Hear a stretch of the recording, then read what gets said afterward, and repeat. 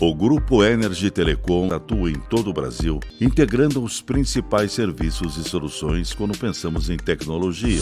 Você pode contar com o Grupo Energy Telecom, sempre a melhor solução.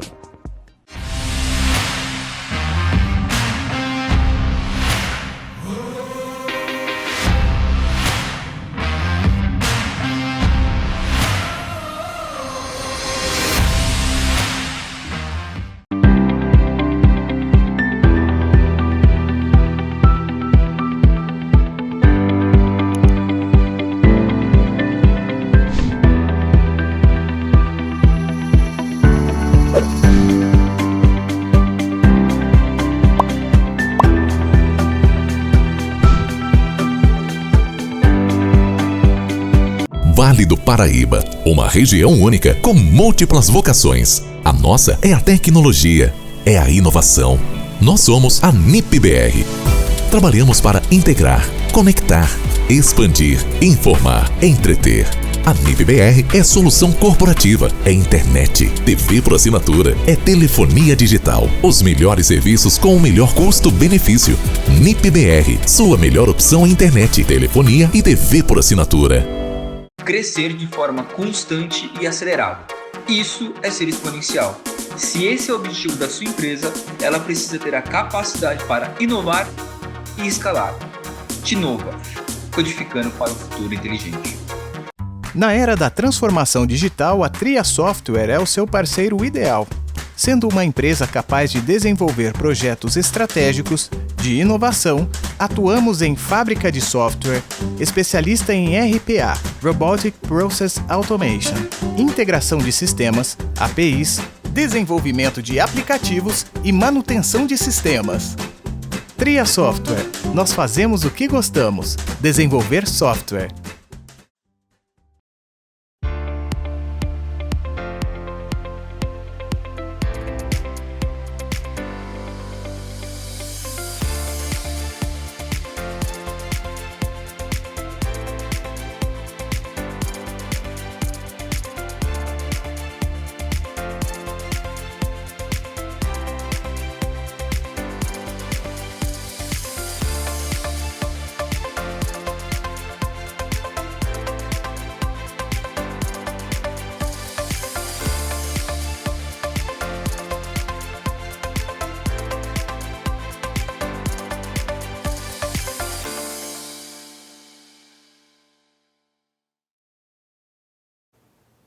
Olá, tudo bem? RM Vale TI 2021, novamente no ar. Eu continuo aqui conectado com você. Um bom dia. Se você estiver chegando por aqui, seja muito bem-vindo, muito bem-vinda. Esse evento está sendo realizado totalmente de forma digital, online. Eu falo ao vivo aqui do Parque Tecnológico de São José dos Campos e a gente está aí seguindo com alguns painéis nesta manhã de quarta-feira. Agora, vamos tratar de um assunto que é a indústria 4.0, integração de sistemas e processos. Vamos falar aí para trazer mais visibilidade, transparência, compreensão desses processos de produção, tudo focado no planejamento de prazos e controle de custo. Você pode participar desse evento junto com a gente. É só mandar a sua pergunta ao longo desses próximos dias, por sinal, serão vários painéis. Navegue um pouquinho aí por essa plataforma para participar de todos esses encontros. Quem vai participar com a gente agora e inclusive mediar esse evento será o Maurício Ogawa. Os nossos participantes já estão aqui todos conectados com a gente. O Maurício, que é engenheiro industrial mecânico, tem especialização em engenharia de qualidade, diretor da Escola Senai Santos Dumont. Maurício, um bom dia para você, bom dia a todos os participantes. Passo agora para você a palavra, por favor, conduza aí esse próximo encontro. Olá, Vanessa. Bom dia a todos que nos assistem, aos organizadores, patrocinadores, apoiadores e palestrantes. Hoje vamos falar sobre integração de sistemas e processos, né, como esse primeiro passo da famosa indústria 4.0. A integração de sistemas e processos traz mais visibilidade, transparência e compreensão dos processos de produção, promove um melhor planejamento de prazos e controle de custos, integração de dados detalhados e precisos na utilização das máquinas e com os dados registrados nos sistemas da empresa, né, como ERP e ERP, melhoram a compreensão de todos os estágios da fabricação, desde a chegada da matéria-prima, passando pela produção e entrega, até a apuração dos resultados. Finalmente, os dados coletados são agregados a um Big Data que viabiliza análises avançadas para o melhor planejamento, gerando confiabilidade e um círculo virtuoso para os negócios. Quem vai abordar e compartilhar essas experiências conosco nesse painel com muita propriedade são respectivamente, o Marcelo Figueiral, o Ferdinand Gama e o Eduardo Piloto. Prontos? Vamos começar então com o Marcelo Figueiral, vamos lá. Head de Inovação e Novos Negócios, né, Marcelo? Da Tinova Software Solution, Head de Inovação e Tecnologia no desenvolvimento de produtos para novos mercados e tracionamento de modelos de negócios de startup, IoT e segmento industrial. Marcelo, você tem aí 15 minutos. Sucesso, amigo. Beleza. Obrigado, Maurício, aí pela palavra. É uma honra poder estar com vocês aqui compartilhando um pouco de informações. Vivemos num mundo, né, com um novo ambiente, que eu chamo que é um mundo 3C, mas compartilhado. Toda vez que você compartilha, acaba colaborando e a colaboração gera cocriação. Então, eu queria passar rapidamente para vocês um pouquinho sobre Indústria 4.0, para aqueles que estão nos assistindo entender um pouquinho o que a gente está falando dessa revolução da indústria 4.0, para que a gente possa ter um painel aí legal para bate-papo. Bem, a Tinova é uma empresa que foi fundada por 2 programadores há mais de 10 anos, então a gente brinca que nós não somos aventureiros de mercado, já temos uma expertise e um conhecimento aprofundado dessa evolução tecnológica que tem vindo ao longo dos últimos anos, e é claro que estamos muito atentos ao que vem acontecendo no mercado de tecnologia. A minha paixão é o mercado de IoT, indústria 4.0, e a gente está sempre bem atento a essa transformação que vem acontecendo. Eu gosto muito, sou fãzaço do Peter Drucker. Drucker, para mim, acho que é um dos principais visionários aí do século XXI, e ele fala que a melhor maneira de prever o futuro é criá-lo, e essa frase está tatuada no nosso DNA dentro da Tinova.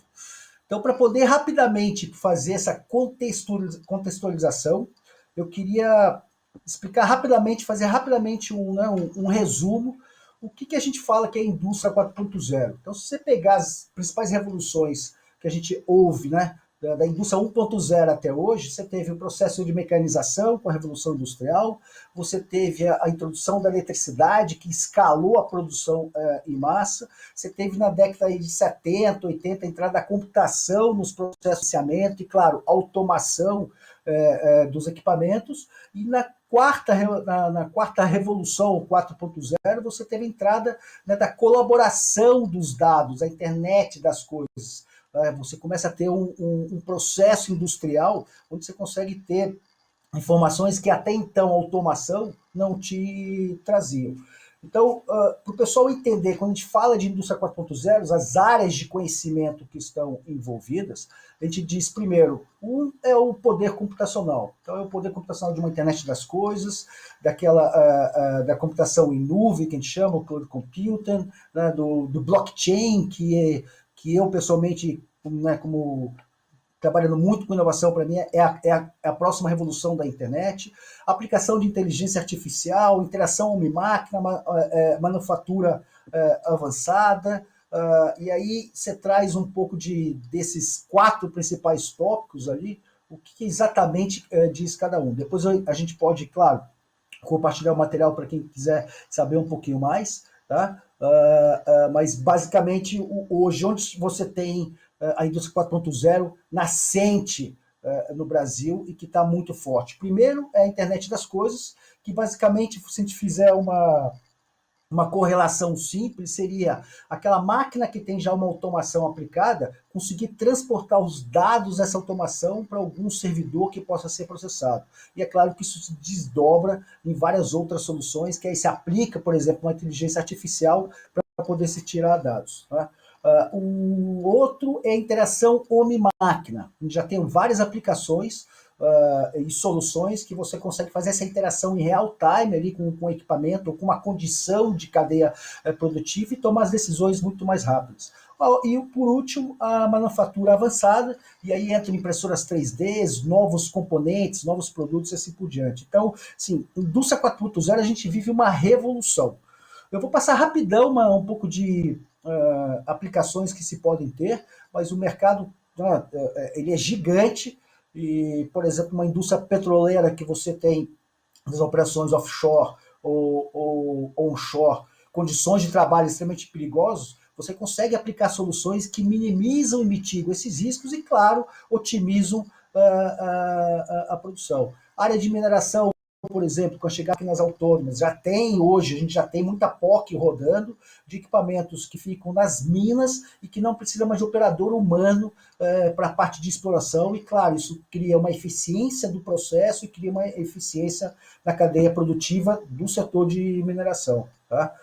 Um exemplo rápido, o que é uma planta automatizada inteligente, aí tem os principais bullets ali, então você consegue rapidamente acompanhar todo o processo, como o Maurício tinha comentado, da chegada do insumo da cadeia produtiva até a saída do produto acabado. Né? Uma planta centrada no cliente, que é uma outra pegada que a gente vai acompanhar muito de perto, que são aqueles pedidos customizados, né? Quer dizer, o consumidor vai pedir, de repente, uma cor específica de um produto ou de um componente, e essa planta customizada, centrada no cliente, consegue produzir. Tá? A parte de segurança é outro item que no IoT, indústria 4.0, tem crescido bastante, e a gente tem visto boas soluções surgirem no mercado, tá? e vai com... E é sempre importante, né, mitigar risco para as vidas dos colaboradores. Aqui, rapidamente, esse material já está já está defasado. Eu mostro o crescimento de produtos conectados em rede, tá? Um crescimento exponencial em várias áreas de operações industriais. Mas o mais interessante aqui é esse estudo. Esse estudo é um estudo feito pela McKinsey e pelo BNDES, que mostra o impacto da chegada do IoT até 2025, quanto ele gera de riqueza para o mercado. Tá? Então, depois eu deixo esse material. Esse eu gosto bastante, ele mostra o impacto da indústria 4.0 e IoT no PIB brasileiro sendo incentivado com ações de incentivos ou sem incentivos.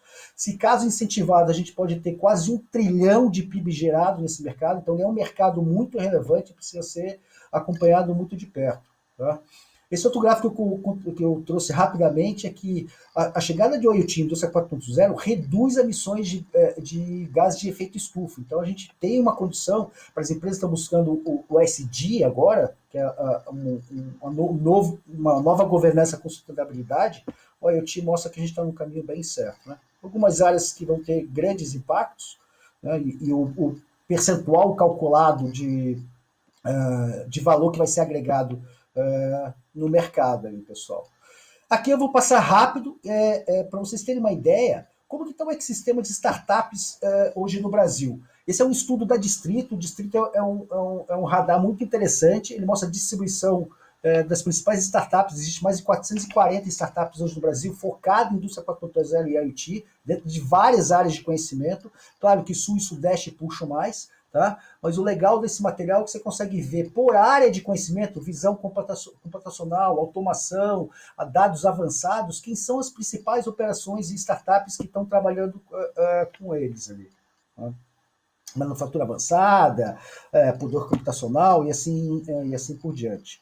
E aí a gente chega nessa integração de sistemas, né, em processo para a indústria 4.0, os principais desafios. Então, a gente sempre tem praticamente 5 desafios. A tecnologia que vai ser aplicada, a questão de hardware desenvolvido, a IoT é um hardware que é aplicado a um equipamento, os protocolos de comunicação, matriz energética e, lógico, os dados de plataforma.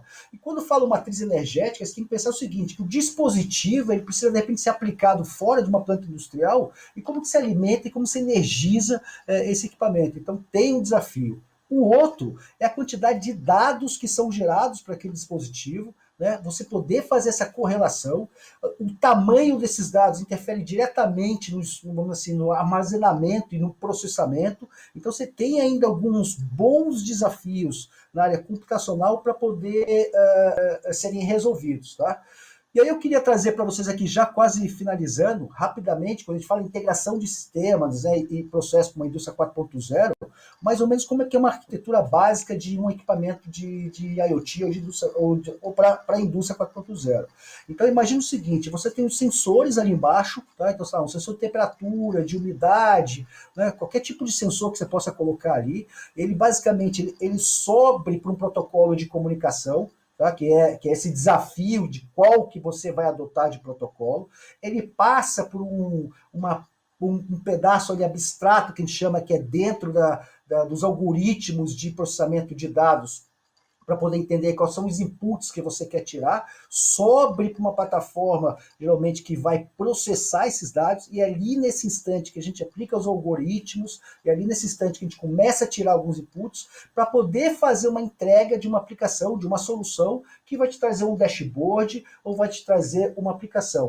É essa arquitetura que aí a gente, como uma empresa de software, né, a Tinova, tem todo o conhecimento e expertise para resolver para qualquer tipo de desafio que você venha ter nesse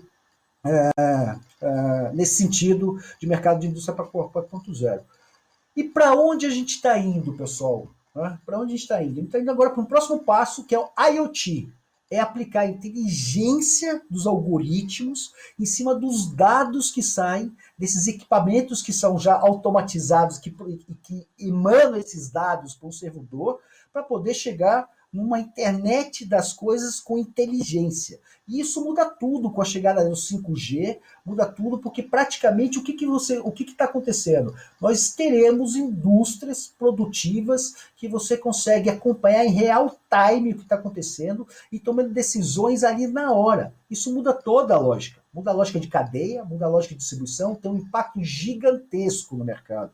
Então a gente está muito atento ao movimento e é claro que são desafios apaixonantes aí para a gente poder tá resolvendo. Então depois eu compartilho, né, como comentado com vocês, mas tem alguns materiais bem interessantes.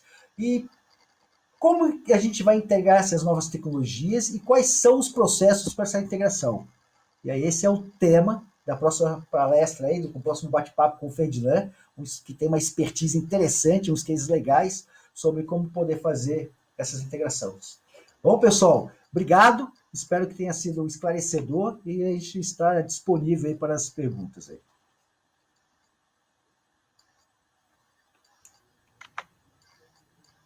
Bom, muito bacana. Maurício, eu fiquei dentro do tempo, fiquei numa dúvida se eu fiquei dentro do tempo, se eu estourei. Espetacular, Marcelo. Muito bom, muito bom. Deu certinho. Sobrou um minutinho ainda. Deu certinho? Deu. Show. Beleza. Eu não sei se o pessoal tem pergunta ou não, ou se vai ficar mais para o final. Isso. Excelente apresentação, Marcelo. Muito grato por compartilhar com a gente essas experiências. Depois é bacana lá mais para frente, se der um tempo, falar do 3C. Já entrei, já até mandei convite aqui. Lá no final do painel vai ter perguntas e respostas. A gente já tem pergunta, tá, Marcelo? Lá no final a gente fala. Eu já até mandei o convite aqui no LinkedIn, para quem quiser o LinkedIn do Marcelo Figueiral, tá? Adicionem ele lá no LinkedIn.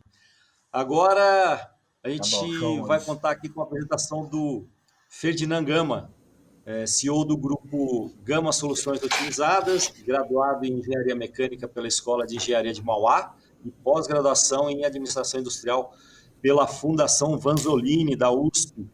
30 anos de carreira na área técnica operacional de empresas multinacionais e nacionais, atuou como gestor em gerenciamento de projetos de engenharia, engenharia industrial, desenvolvimento de novos produtos, né, New Product and Development, transportes e logísticas, operações de serviços técnicos especializados. Ferdinand, falei certo, né, Ferdinand?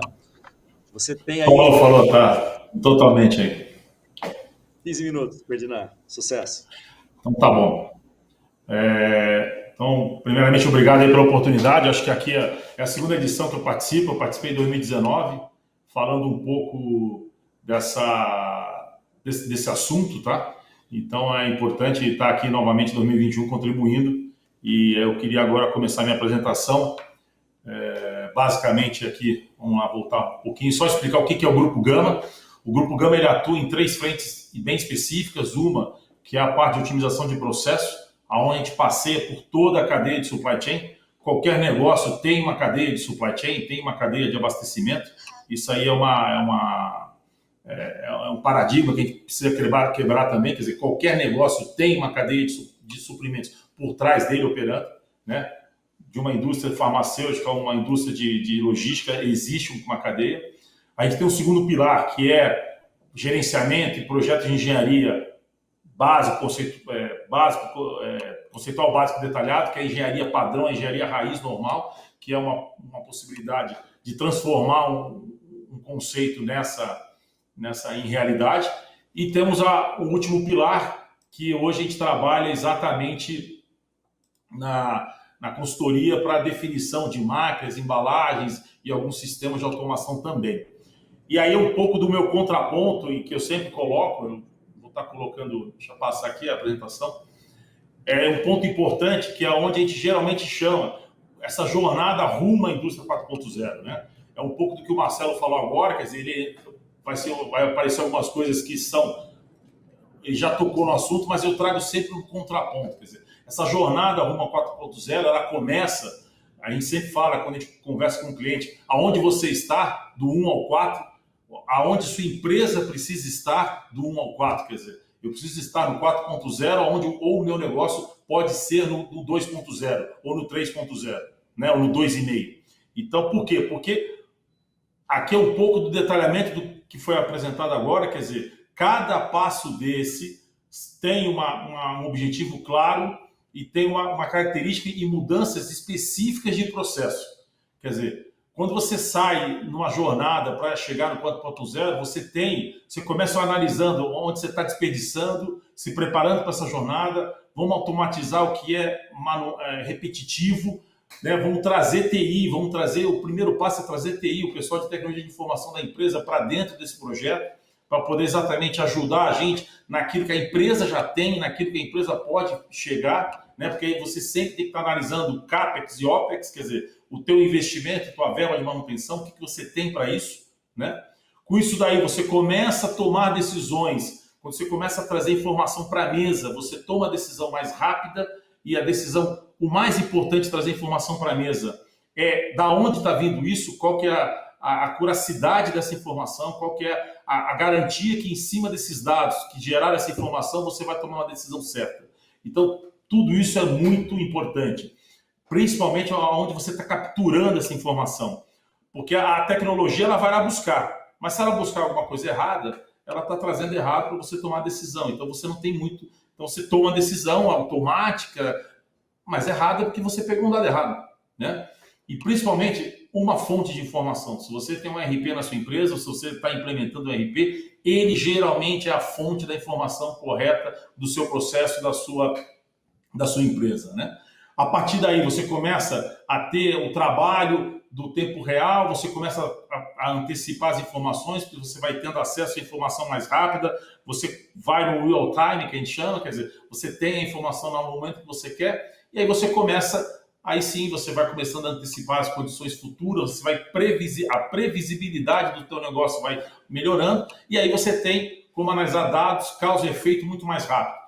E aí o último passo, onde você consegue integrar tudo isso, você tem uma operação online, aquilo que foi comentado, você tem fábricas que podem operar com a luz apagada e vai entrar um insumo do lado e vai sair o produto acabado do outro, porque você tem toda uma automação em cima disso.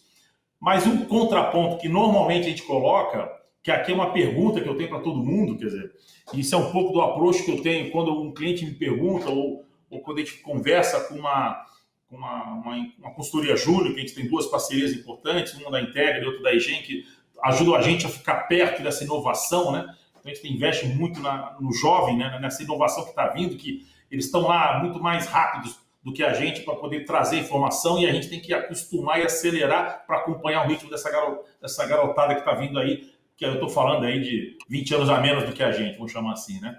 Mas o principal, qual que é o foco aqui? Né? Essa é a primeira pergunta. Como estão seus processos? Os seus processos estão bem desenhados? Os seus processos estão bem encadeados, quer dizer, a tua cadeia de operação ela está analisada e está vendo o gargalo, vendo a informação, quer dizer, o processo ele foi bem desenhado ou não? Como é que está isso? Porque sem um processo bem desenhado, não adianta ter uma ferramenta, um sistema em cima desse processo. Então, a segunda pergunta que a gente faz é: que ferramenta você está usando para controlar esse processo? Qual o sistema que você tem para controlar isso? Né? A partir do momento que você tem um bom processo, você tem uma boa ferramenta, e aí a gente coloca sempre na nossa análise as pessoas por último. Por quê, Ferdinando? Pô, mas as pessoas são mais importantes? Não. Normalmente as pessoas sofrem com as duas perguntas anteriores. O processo é ruim, a ferramenta é ótima, mas a pessoa ela sofre para executar a operação dela, a atividade dela, porque o processo é muito ruim. Ou então, ao contrário, o processo é lindo, mas as informações não chegam para a pessoa, então ela perde muito tempo para ir buscar isso. Então, normalmente, a gente sempre fala, pô, mas o problema é pessoas. Não. Olhando uma operação, processo e ferramenta podem ser a causa do efeito colateral que tem nas pessoas, que elas, às vezes, não estão executando de uma melhor maneira. Então, normalmente, a gente olha a empresa, começando pelo processo, ferramentas, aí eu olho as pessoas. Botar a pessoa certa no lugar certo, a pessoa habilitada, a pessoa competente na famosa chá, conhecimento, habilidade, atitude, dentro daquela operação. Baseado nisso, você consegue efetivamente, essa é a pergunta, essas três fases estão preparadas, aí sim você pode vir para 4.0, que vai te agregar um monte de informação. Né? Ela te agrega um monte de variáveis que, se você não tiver os três passos anteriores bem estruturados, você começa a sofrer. Você vai ter uma automação, você vai caminhar aí na curva do 1.0, 2.0, 3.0, mas você pode estar dando um passo errado. E aí frustra as pessoas, a ferramenta não consegue medir o resultado e você não melhora o teu processo. Quando você analisa, na minha época, lá atrás, quando eu me formei há 30 anos atrás, tinha o boom da ISO 9000, né? E é uma pergunta que eu geralmente faço paralelo, né? Eu preciso ter ISO. Para quê? Qual a finalidade? Qual o objetivo? O que você agrega no teu negócio? O que você agrega na tua empresa com isso? Esse é o mais importante. Então, o fato gerador de qualquer execução, de implementação da 4.0 ou de implementação de uma ISO, é se está alinhado com a estratégia do teu negócio. Né? E aí, por exemplo, a gente fez uma pesquisa, um dos nossos especialistas do supply chain, o Alfredo Munhoz, que atuou fortemente aí na Kraft, na Mondelez, na área de supply chain, ele fez uma pesquisa simples aqui em algumas empresas, eu não vou aqui citar o nome, mas são todas empresas de faturamento acima de 200 milhões, acima de 300 milhões por ano. Então, são empresas que têm dinheiro para investir em 4.0. Então, ele fez uma pesquisa, uma empresa de indústria metal mecânica, farmacêutica, laticínios, vinícola, ingredientes, embalagem, óleo, gas, cosméticos, alimentos. Ele fez bateu uma foto de quase todos os segmentos e a gente preparou 3 perguntas, né?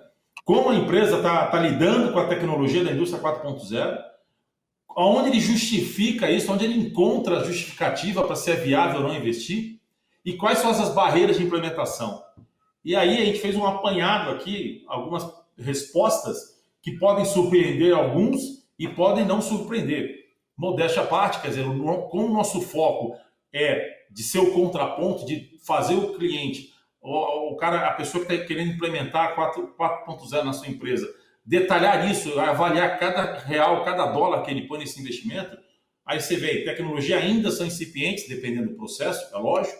As responsabilidades e iniciativas geralmente vêm de fora, eu quero 4.0, vamos botar IoT, eu quero QR Code na linha, eu quero passar com o tablet e pegar informação, né? E aí, às vezes, o tipo de processo não justifica. É melhor você parar no famoso SCADA, né? Que é aquele supervisóriozinho, até eu tinha uma marca que era free, a gente usava, eu usei supervisório numa base de gás há 25 anos atrás, para avisar no meu celular, que o sistema de alarme estava ligado. E se hoje você avaliar uma base de GLP, de enchimento de gás de engarrafado, a tecnologia não mudou, o processo não mudou, eu não tenho muito espaço de enfiar a tecnologia ali. Então, assim, o 2.0 está excelente para aquele processo, né? E você vai em alguns segmentos, quer dizer, são investimentos pontuais, e isso demonstra um pouco o que eu chamo, às vezes, de complicar demais. Eu tenho um case, né, meu profissional, eu trabalhei numa indústria de cosméticos multinacional, grande, líder de mercado, onde a gente fez todo um mapeamento para implementar naquela época o MES, e o projeto foi bem detalhado e subiu para o global. Quando subiu para o global, colocaram muita complexidade. Se passaram quase 6 anos ou 7 anos para começar a implementar o MES, que é o Manufacturing Execution System, quer dizer, o sistema supervisório automático da linha de produção. Começou a acontecer isso 6 anos depois. Quer dizer, por quê? Porque tem muita complexidade. E aí aqui eu trago um exemplo simples, que é uma tecnologia que está despontando no mercado, que é, eu chamo aqui o exemplo de simplicidade da 4.0. Isso aqui é um sistema da Tati, que é um monitoramento, um monitoramento e manutenção preditiva, que geralmente ela é muito tem um preconceito em cima da preditiva, dizendo que ela é cara. É um sistema barato que traz a informação do teu equipamento online, usa a inteligência artificial para verificar, junto a outros equipamentos similares, qual é a comparação, se o teu equipamento está com uma temperatura mais alta ou não, se a vibração está alta ou não, para aquele modelo, naquela condição de operação.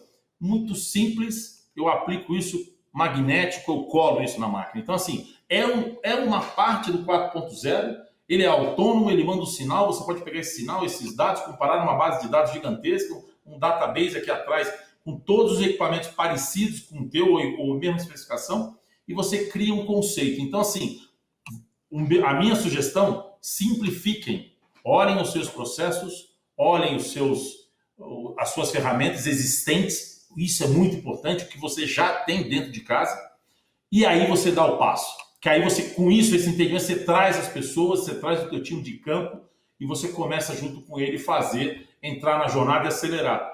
E eu tenho certeza que isso aí é aquele negócio, o bichinho da 4.0 pica o cara se anima, ele vai vendo o resultado, automaticamente ele vai acelerando a implementação. Então, eu acho que o mais importante aqui hoje faça essa pergunta: por que eu quero implementar 4.0 no meu negócio? Essa é a primeira pergunta. Qual é a aderência à minha estratégia? Porque isso custa dinheiro, isso custa investimento.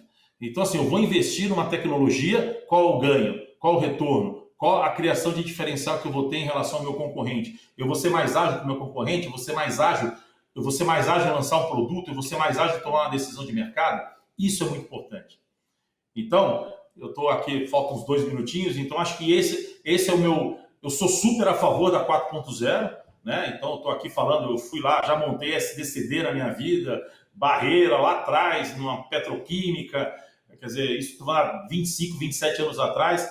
Já atuei, implantei o SCADA, que na época foi uma revolução para o mercado de GLP. Sou adepto da 4.0, mas eu faço sempre o contraponto. Gastem aquilo que é aderente à sua estratégia de negócio. Esse acho que é o foco maior. Tá bom? Então, acho que aqui a próxima apresentação, a gente não combinou, a gente não se conhecia antes de montar o painel, e a gente trouxe 3, a sequência que vocês vão ver agora aí, ela está muito encaixada nesse racional, né, de fazer a 4.0 uma jornada efetiva. Acho que isso é o mais importante. Eu só queria agradecer aqui a todos que assistiram a gente. Os contatos estão à disposição, a gente está à disposição para tirar dúvidas, trocar ideias.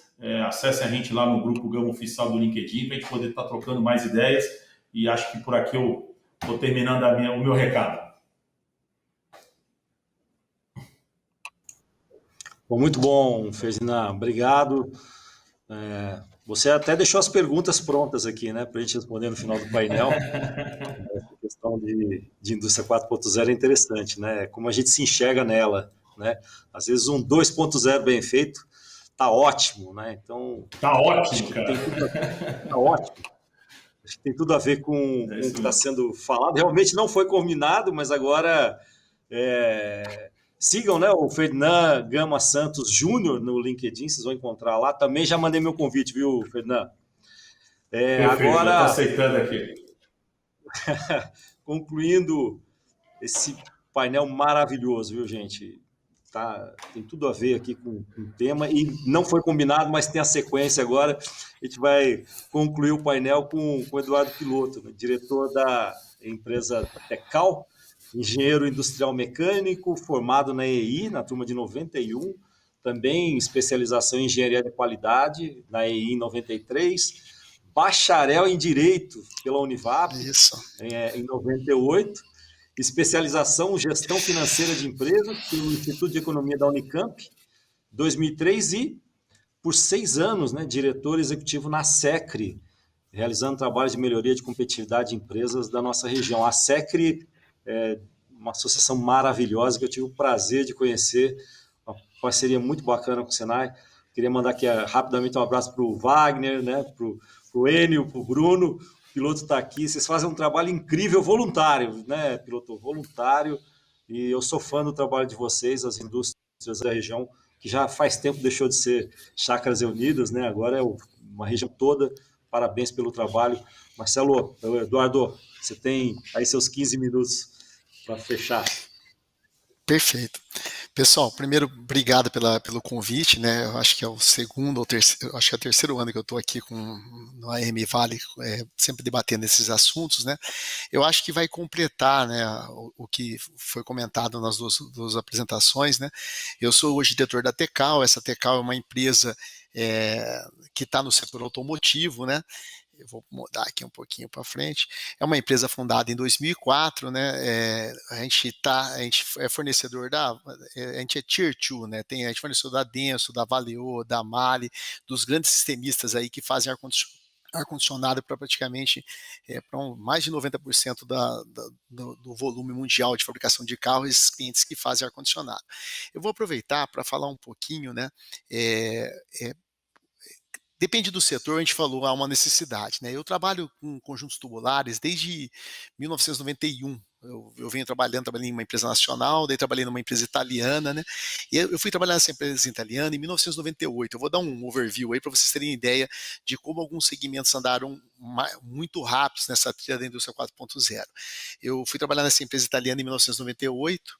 E nós montamos uma fábrica ali em São Carlos ali para atender a América Latina como um todo. E o que aconteceu? Em 98, quando eu visitei a planta na Itália, lá já tinha uma automação muito forte, já tinha muito robô integrado e tal. E em 1998, quando a gente montou a fábrica no Brasil, os italianos definiram: não, o Brasil é um país de baixo custo de mão de obra, não se leva a robô. E foi essa decisão que eles tomaram estratégia lá em 98, né? Eu fiquei como diretor dessa empresa até 2003, né? E em 2003 eu saí, né? E parti para esse projeto solo, que é em 2004, que é a fundação da Tecal. E o que eu percebi? O seguinte, né? Que eu percebia que essa conversa que o Brasil era um país de baixo custo, que não valia a pena trazer robôs para cá, eu percebia que no setor no que eu estava, o setor automotivo, como outros setores também, não é uma verdade. A Tecal, ela faz esses conjuntos tubulares que vão aí na parte de ar-condicionado. Então, embaixo do painel do veículo, existe um evaporador para fazer a parte do ar-condicionado, existe um radiadorzinho que troca água quente com motor, que faz a parte do ar quente, na frente do carro há um condensador. Então, toda essa parte de tubulação que faz essa integração aí, a Tecal é especializada nisso. Então, o que aconteceu? Em 98, já lá na Europa, nos Estados Unidos, já tinha muita automação de processo nisso. Quando eu montei minha empresa em 2003, a gente montou, lógico, sem ainda essa parte de robô, mas com máquinas italianas que são, vamos falar, última geração, 5 eixos, 10 eixos, máquinas extremamente competitivas em dobrar, conformar tubo. A Itália tem uma força muito grande nessa parte de tubulação, de equipamentos, tudo. Mas quando eu montei a fábrica em 2004, eu tinha na minha cabeça que em algum momento, eu tinha que partir para automação, partir para integração, partir para robô. Qual é a dificuldade de uma empresa de pequeno porte, né? Foi que os meus 2 colegas falaram anteriormente. Existem muitas soluções, existe muita coisa no mercado, mas você tem que dar uma verificada, o que realmente vai te ajudar. Primeiro, você tem que conhecer bem seu processo, ter processos bem desenhados, processos estáveis. conhecer, porque senão você sai fazendo automação, sai fazendo automatização, sai fazendo digitalização de um processo que não é competitivo, de um processo com muita variação. Então, assim, antes de chegar nessa parte de, vamos falar, de fazer essa parte de automação, tem que se conhecer bem o seu negócio em si, né? Eu vou passar aqui um pouquinho à frente, eu vou pedir para soltar um vídeo, e daí vai aparecer o vídeo aí, eu vou bater um papo com vocês, eu vou pedir para soltar. Então, essa é a realidade atual da Tecal. A Tecal, ela tem, essa é uma linha digitalizada, né, uma linha que a gente tem a mesma linha lá na fábrica. Então, em 2010, a gente tomou a decisão, instalou o primeiro robô, e de 2010 para cá a gente vem caminhando nessa automação. A coisa de 3 anos atrás a gente partiu para digitalização, ou seja, a gente tem a mesma fábrica que a gente tem real, a gente tem uma fábrica offline, né? Uma fábrica, essa daí são simuladores. Então o que acontece? Hoje são 8 linhas robotizadas, automatizadas, e o nosso pessoal consegue, como são muitos produtos diferentes que a gente fabrica, o nosso pessoal consegue fazer programação offline, fazer treinamento offline, consegue fazer uma série de simulações que nos ajudam a chegar nisso daí. E, por exemplo, hoje, além dessa parte de digitalização, a gente está com a parte de troca de dados. Então, quando um robô desse faz um movimento, fabrica uma peça, a gente está começando a caminhar para isso aí em tempo real, jogar informação lá no ERP. Então, o que eu tenho para dizer para vocês? O seguinte, nessa trilha de instalar o primeiro robô até agora, essa fábrica digitalizada, essa fábrica trocando dados na nuvem, teve muitos momentos de decisões, né, para qual que era o melhor caminho. No geral, pacotes prontos quase nunca vai atender a sua empresa no detalhe. O que eu tenho para recomendar, não é que o Maurício está aqui do Senai, mas para pequena e média empresa, é muito importante essas parcerias com Sebrae, Senai, Sistema S, aproximar de alguma associação, onde tem mais gente conversando sobre isso, porque a gente precisa compartilhar essas informações, né? E é esse o caminho. Na indústria 4.0, assim, no caso do automotivo, por exemplo, hoje a Tecal ela tem cerca de 70 funcionários e tem cerca de 14 robôs integrados, né? E o que acontece? Se nós não tivéssemos tomado a decisão em 2010 em colocar esses robôs integrados na nossa linha, provavelmente nós não tínhamos mais 70 funcionários. Por quê? Porque a competição dentro do setor automotivo, por exemplo, nos últimos 12 meses está dando uma inflação de 8%. Se você tiver muito custo indexado de mão de obra, outros custos indexados dessa maneira, as suas margens elas vão rapidamente embora. Então, a dica que eu tenho que dar para você é assim, uma empresa pequena tem que, como o Ferdinando falou, fazer a pergunta onde que eu tenho que chegar, né, e verificar quais são as alternativas, quais são os caminhos que você tem para chegar nisso daí, né? Então, assim, a experiência nossa da Tecal é que, assim, não tem que estudar bem os investimentos, tem que procurar alternativas, porque, no geral, por exemplo, tanto o nosso fabricante de máquinas italianas, ele tem toda a integração para fazer, mas quando ele vai, se você pedir uma integração completa e ele colocar no markup dele, fica inviável você trazer isso para o Brasil.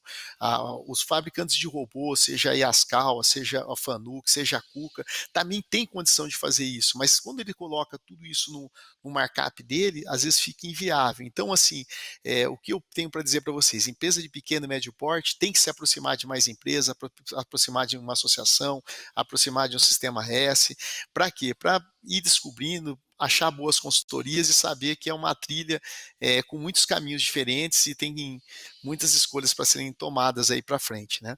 Eu não sei como que eu estou de tempo, Maurício, está tudo bem por aí?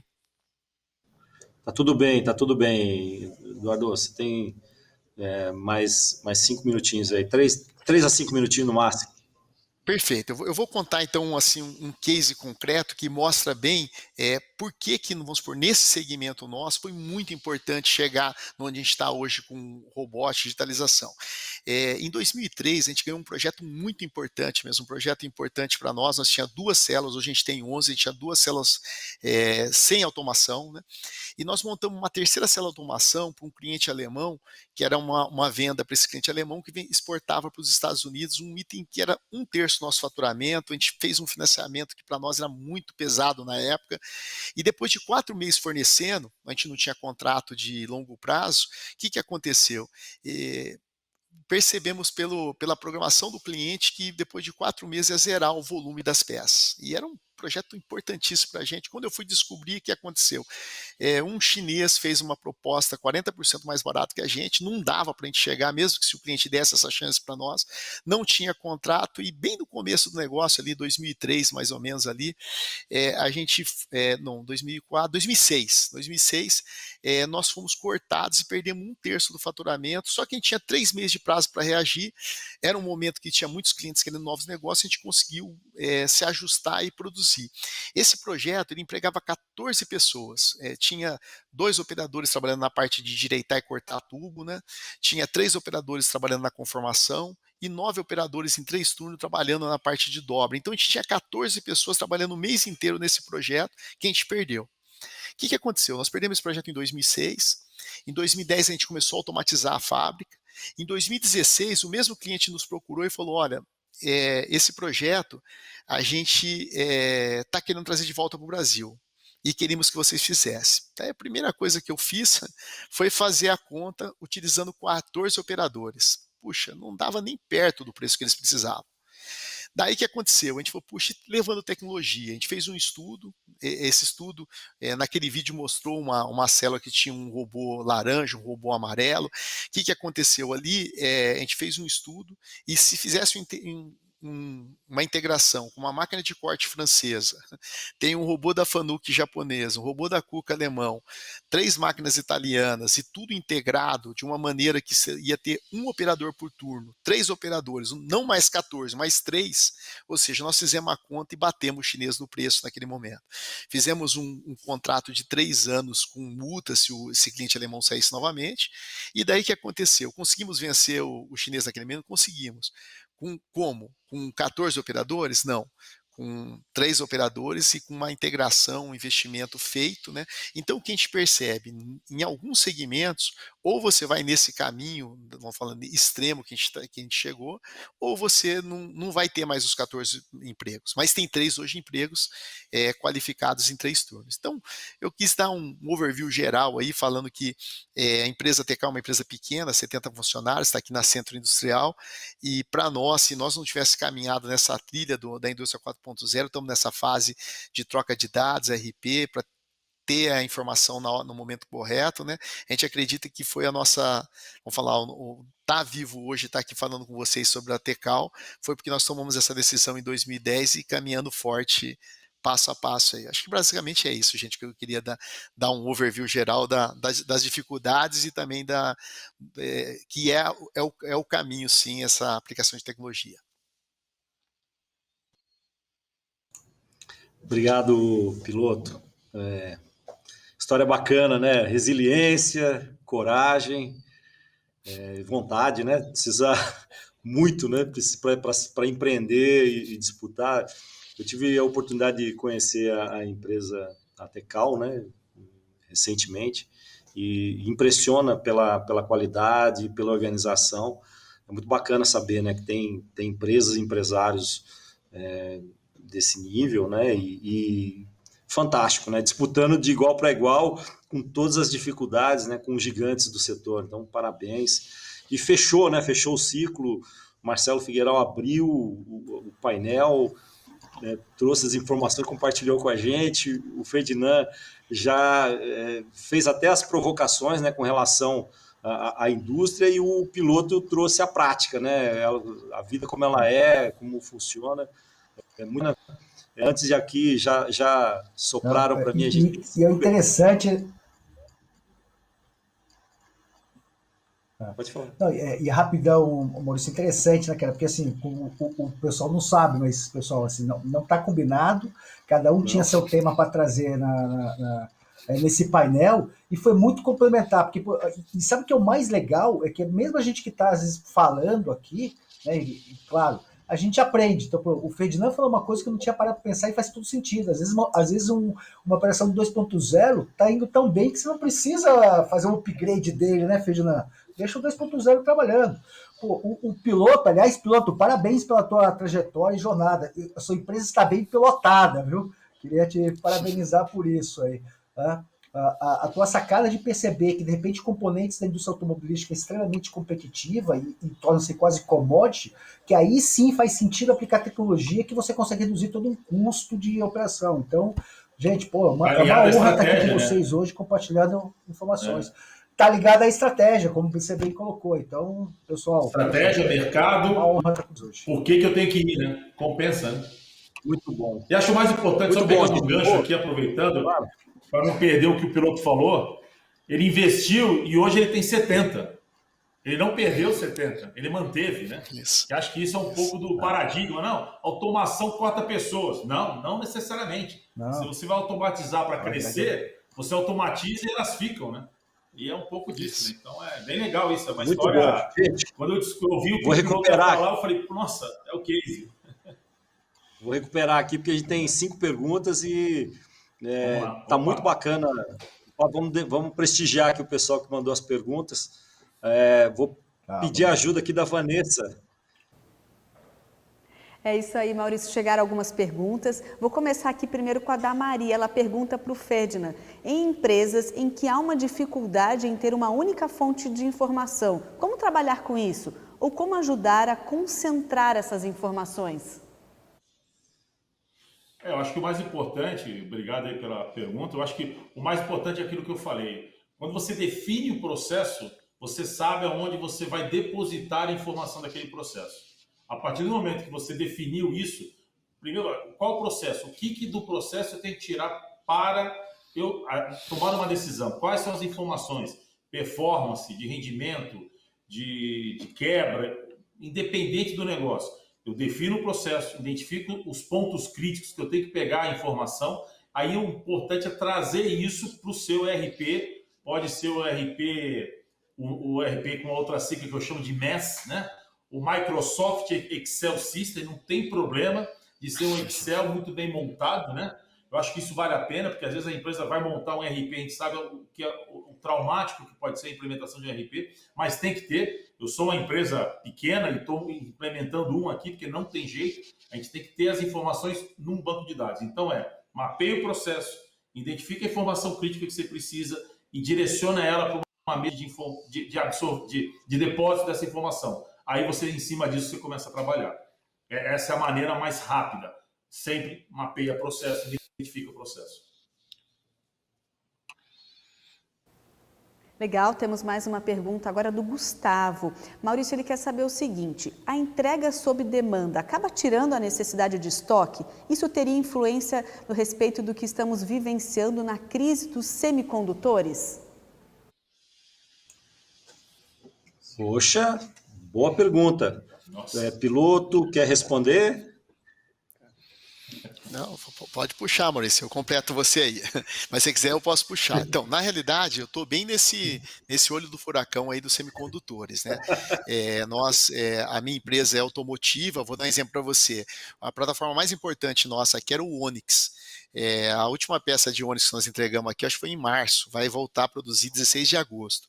Então, o que aconteceu? Acho que as montadoras, elas trabalham muito bem. Hoje, na minha empresa aqui, os clientes puxam diariamente material, tem um dia e meio de estoque, e a maneira deles comprarem e manter em estoque baixo é muito agressiva para reduzir custo de investimento, custo de estoque, e no geral, empresas igual a nossa, nesse momento, eu estou aqui com estoque do tamanho de um trem aqui, porque eu não tenho essa velocidade toda, e provavelmente o que deve ter acontecido toda a programação, todas as entregas, tudo que era feito ali no meio da pandemia, ali, quando realmente o mundo parou por 3 ou 4 meses, hoje está começando a rodar, já está uma produção. O que aconteceu? Eles devem ter travados, ou seja, praticamente todos os fornecedores, e os fornecedores de semicondutores tinham que procurar alternativa. Como hoje aumenta a compra de computador, TV, outros tipos de aparelhos, ou seja, boa parte desses semicondutores estão encaminhando para isso, e estamos com um monte de fábrica paradas, países que têm política industrial, que é autossuficiente, consegue manter suas indústrias funcionando. Então, eu acredito que vão ter que repensar isso sim, né? E também o respeito à cadeia, quando eu perdi o contrato lá em 2006, ali eu podia ter quebrado minha empresa. Então hoje, assim, é muito rápido o cara largar um fornecedor para ir para outro. Então eu acho que até a fidelização, uma parceria, olhar de longo prazo, né? Tudo isso vai acontecer, eu acho, daqui para frente. Não sei se tá bom, Maurício. Acho que essa é a minha visão. Eu queria pegar mas eu gostei, Piloto. Eu queria pegar só um gancho disso que você comentou também, acho que pode ajudar, porque, lógico, a grande complexidade sempre é na questão de pedido sobre demanda versus estoque. Isso aí está falando de carregar teu OPEX, vamos dizer assim, da tua operação, isso impacta em todo um custo financeiro, e aí vem a inteligência dos processos, né, de você ter o Big Data, de você ter dados analíticos, predição de mercado, é que numa cadeia conectada, quando você tem por exemplo, né, como o Ferdinand comentou, quando você tem uma série de inputs que estão entrando dentro de uma plataforma que processa dados, você consegue ter uma predição, vamos dizer assim, com uma boa acuracidade. Então, sei lá, né? Você vê que o perfil consumo de veículos tem uma tendência de crescimento no final do ano, consequentemente, tirando tua curva de produção, você pode prever uma demanda ou uma redução e, consequentemente, fazer essa regulagem. Isso que a tecnologia e as plataformas para a indústria 4.0 fazem dentro do processo. Então, só complementando esse raciocínio, que pode ser um caminho que é sem volta agora, né? Edições de mercados industriais. Eu até deixei hoje ela é muito cara, né? É muito dinheiro na gestão de inventário, né? Inventário hoje ele é muito caro, então você fica com medo da indústria de alimentos, estava sofrendo com papelão e está sofrendo ainda, né? Compra a mais, compra a menos e se faltar, né? Então você depende da sazonalidade, estamos entrando aí na época de Natal, que o pessoal já está se acelerando, entrando forte, você tem que prever um negócio que você não tem domínio. Então a cadeia de suprimentos hoje está muito instável e realmente é complicado. A informação ajuda você a tomar a decisão. Total. Tem a ver com o mercado, né? Então, eu até deixei para o piloto, viu? Porque a gente conversou sobre isso semana passada, né?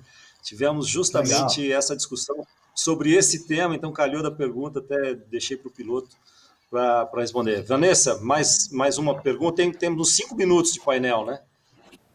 Vamos lá, vamos tentar responder mais uma. Então, essa agora é do Daniel. Ele quer saber, Maurício, como medir o nível de maturidade digital das organizações. Bom, fiquem à vontade para completar, né? O Senai, até vou responder aqui, né? O Senai, até em parceria com a SECRI, com o Parque Tecnológico também, a gente tem um programa de transformação digital, né? É um programa, é uma estratégia do próprio Senai São Paulo de transformação digital, que ele tem 8 etapas. E ela começa justamente naquela primeira etapa, né? Na primeira etapa é conhecimento. A gente vai lá, visita a empresa, conhece a empresa e depois faz um diagnóstico, né? E aí a gente começa a andar nessas etapas e ela passa pelo 2.0, né? Ela entra na mecanização, ela vai para as tecnologias habilitadoras e para lá no final da ponta com uma fábrica fazendo tudo. Mas é justamente essa questão do diagnóstico, esse programa de transformação digital, é a estratégia do Senai São Paulo para atender todos os setores. Então, a gente tem para construção civil, a gente tem para o metal mecânico. Então, a gente apoia as empresas justamente nesse descobrimento. Ela perceber onde ela está e é importante depois ela saber para onde ela quer chegar, né? E ajuda a desmistificar um pouco essa questão de que eu tenho, às vezes 4.0 frustra, né? Vários empresários, aconteceu na Alemanha, acontece no Brasil, vários empresários falam assim, cara, eu nunca vou ser 4.0, né? E não precisa ser. Então, o Senai ele tem uma linha, essa jornada da transformação digital que apoia os empresários a se conhecerem, né?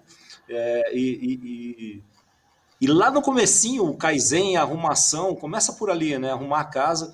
Não dá para pensar em produzir muito se você está produzindo errado, né? Você vai fazer muito errado. Então, é isso. Se algum dos palestrantes... Deixa eu só complementar, acho que é um ponto que você tocou num ponto importante, né?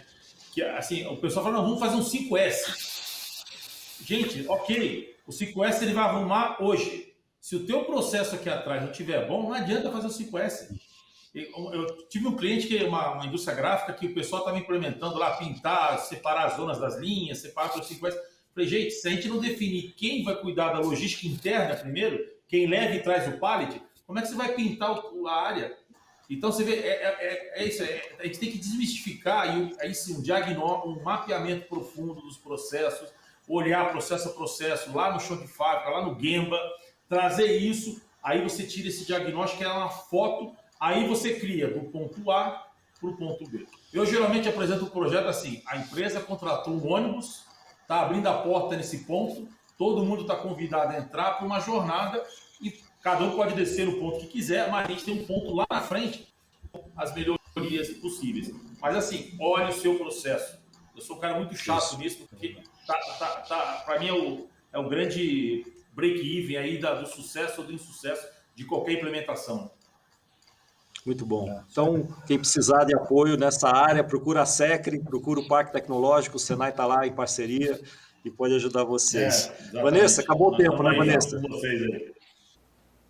Ai, Maurício, nós temos ainda mais 2 perguntas, mas vamos combinar dessa forma. Eu vou passar essas perguntas para vocês. Infelizmente, o nosso tempo está acabando, então a gente não vai conseguir respondê-las agora. Mas aí vocês entram em contato com o Daniel e conseguem atendê-los aí nessas outras questões. A gente tem mais 1 minutinho, se vocês quiserem só dar um tchauzinho, fazer uma consideração final, por favor.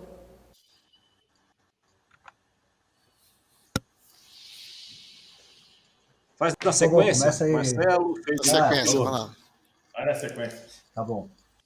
Bem, eu queria primeiro agradecer a toda a organização, é uma honra de novo estar aqui com vocês, assim, a gente poder colaborar e compartilhar um pouco de informação. A Tinova está, como todos aqui, dentro da transformação digital e criação de produtos digitais, IoT, Indústria 4.0, então, o que precisar, estamos aí para poder colaborar e melhorar a lógica do sistema.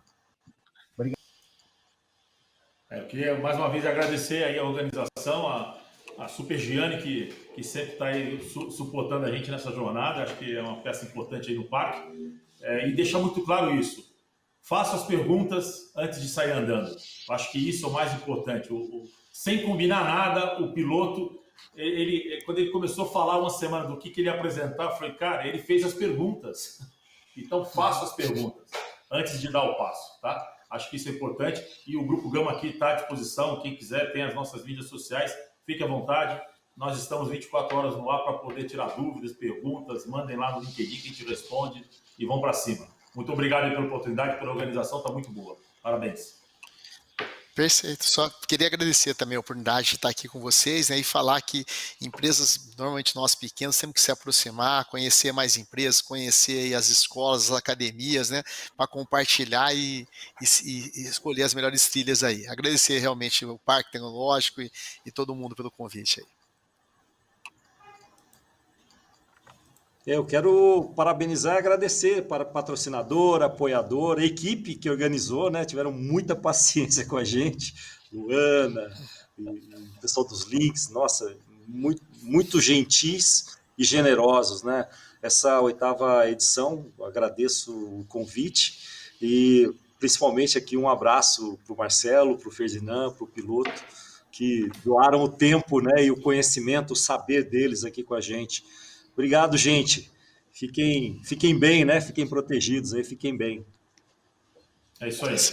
Obrigado, moçada. Valeu. Obrigado. Um abraço. Valeu, um abraço. Até mais. Tudo bom. É isso aí. Eu também faço questão de agradecer a presença de todos vocês. Foi um bate-papo muito bom, muito rico. Continue conectados aqui com a gente, viu? A gente vai ter agora um breve intervalinho, que vai ser horário de almoço. Então, voltamos às 2 horas da tarde para os painéis que acontecerão no período da tarde. Teremos mais 3, então se programe, fique conectados com a gente também no período da tarde. O primeiro que nós vamos ter vai falar sobre vantagens competitivas da computação em nuvem. Essa é a RM Vale TI 2021, um evento que está sendo realizado totalmente de forma digital. E uma dica importante, ainda é possível fazer inscrição nesse evento, então você pode indicar para um amigo, para um colega de trabalho. A ideia aqui é exatamente essa, a gente aumentar a comunidade para fazer mais trocas de conhecimento, experiência, também fazer negócios. O objetivo aqui é falar de inovação, de tecnologia de negócios, solução que você já pode implantar na sua empresa. Então agora fique aí com o horário de almoço, descanse um pouquinho, mas eu estarei te esperando às 14h. Até lá!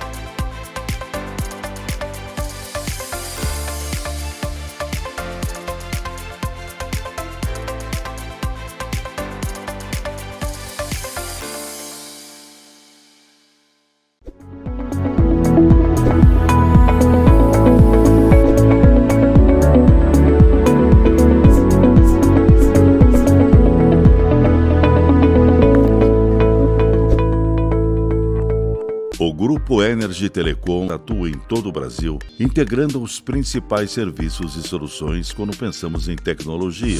Você pode contar com o Grupo Energy Telecom, sempre a melhor solução.